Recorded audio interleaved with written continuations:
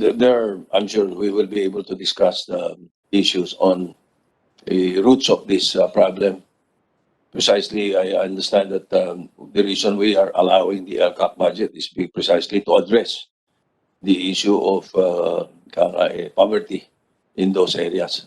So that's another story. I'm just interested in the first part of your statement.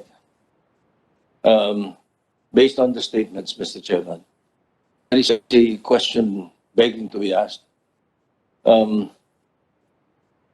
Sa sinabi ninyo tungkol sa kanilang sistema, no? May violence, merong upheaval or whatever, or paglaban. Directly, I want to ask Congressman Neri Colmenares, and perhaps Mr. Teddy Casino may answer also. Sumasang-ayon ba kayo sa panawagan ng CPP, NPA at NDF na palitan ang sistema ng gobyerno natin sa anumang paraan?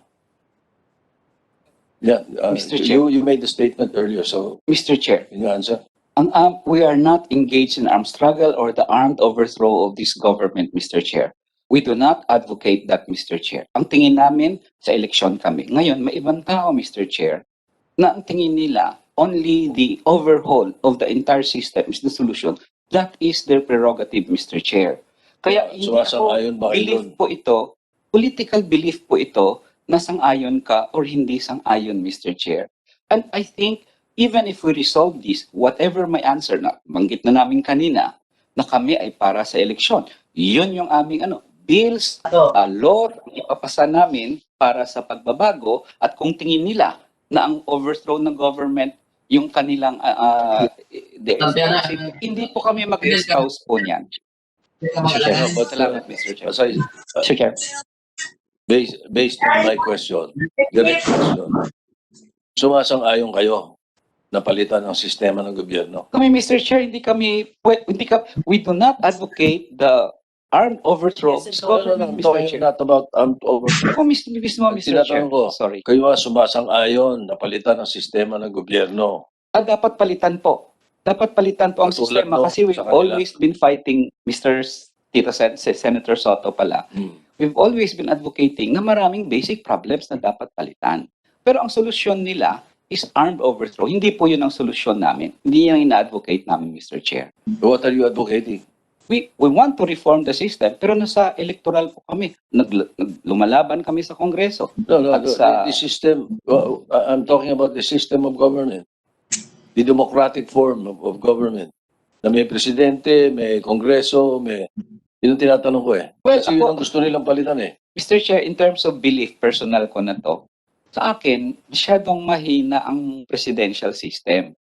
Personal ko lang to, I'm not speaking for the others. Tingin ko, may namin nag-convince sa akin, parliamentary is good. Probably.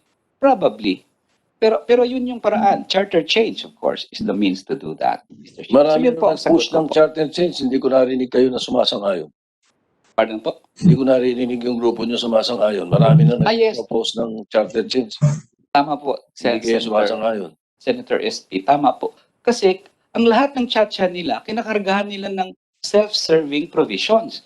Ang sabi namin, gusto niyong mag-reform tayo, gusto niyong baguhin yung system ng government, di sabihin niyo doon, wala yung karga ng term extension, wala yung karga ng pork barrel ilagay sa constitution, wala yung karga na maibigay ang ating mga teritoryo sa South China Sea. Which brings me to the point, Mr. Chair, if I just may. Porke ba't nag-fail sila sa pag-condemn kay President Duterte na pinamimigay ang ating mga teritoryo sa South China Sea? Bibig pa sabihin, pro-China sila? Hindi, Mr. Chair.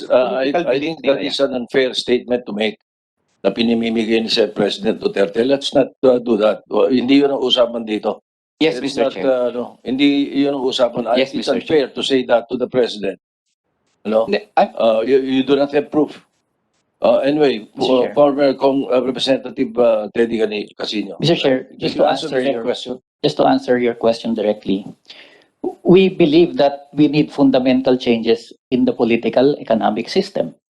Kaya nga ho kami tumakbo sa Kongreso. Sa Kongreso ho, and I think the record will bear us out, yung mga proposals namin like genuine agrarian reform, reorienting the mining industry, electoral reforms, Yun po ang tinutulak namin kasi kailangan ho talagang baguhin ang sistema eh. Alam naman natin, talagang ang daming kahinaan ng ating kasalukuyang sistema. Abolition of the pork barrel, for example. But to say that we are now part of the communist conspiracy because we would like to change the system, that is another thing. Kasi malinaw naman sa amin, ang larangan namin yung parliamentary arena. And that has been clear from day one. All our legislations, our constitutional bylaws, are all towards that objective of reforming or overhauling the political economic system. And I think there is nothing wrong. In fact, that is what we need, Mr. Chair. All right, thank you.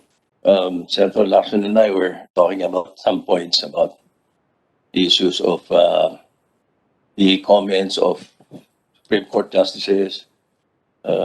Anyway, iba na yun. Ito na lang. I'll just give you I just want to give the lawyers and some of our legislators food for thought. I've heard it thrice already from this morning up to now, from the CHR also, that we should study or we should criminalize red tagging.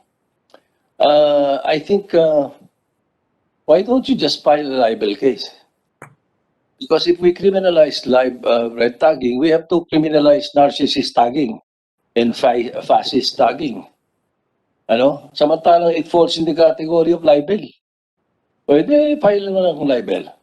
I think that's should be a food for thought for those who are offended by being called Reds. I don't know why.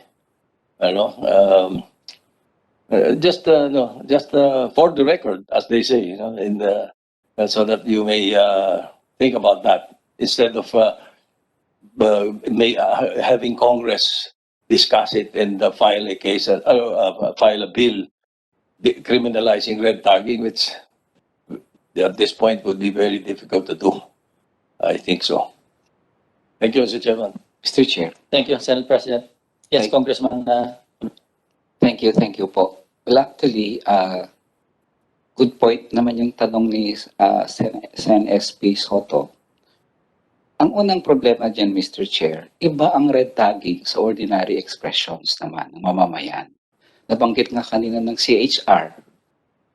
Ang red tagging ay yung paggamit ng government funds, public funds, government resources, imimit mo yung DepEd, imimit mo yung DILG, lahat, Mr. Chair, to vilify other people. So hindi siya kapareho dun sa level ng freedom of expression. So para sa akin, Mr. Chair, yun talaga yung main problem dito.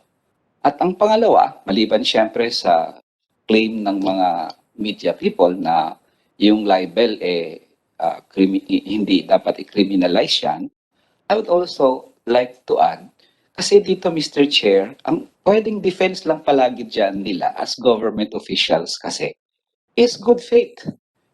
Public duty namin, ganon, good faith ito. Kaya ang ordinaryong tao will have to hurdle that na parang trabaho namin. Pero ang problema, Mr. Chair, is good faith yan, sabihin nyo. Pero klaro naman, Mr. Chair, ang malis.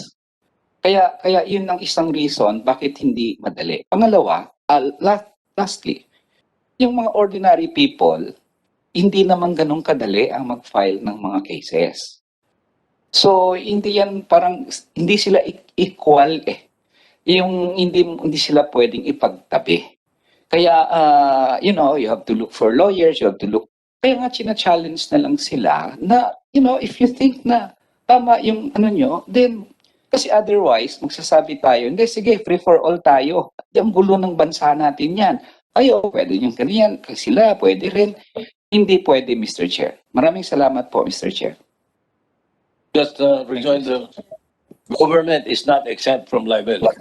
Mr. Chair. Thank you. Mr. Chair. Mr. Chair, I think we have one more. Ready na? Ready na yata, I think. Okay.